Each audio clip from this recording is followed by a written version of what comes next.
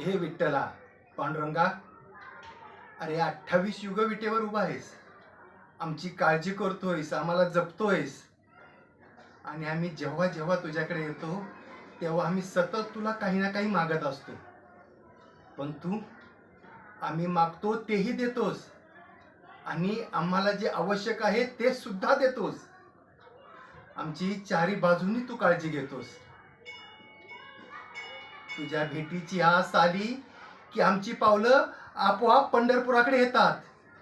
पंढरपुराकडे आलो की तुझं दर्शन घेतलं की धन्य धन्य होऊन जातं. अशीच तुझी कृपा आमच्यावर राहू दे. अशीच तुझी कृपा आमच्यावर राहू दे. असेच आशीर्वाद तुझे सदैव आमच्या पाठीशी राहू दे. आणि आणि आम्हाला सदैव तुझ्या चरणावरती जागा दे.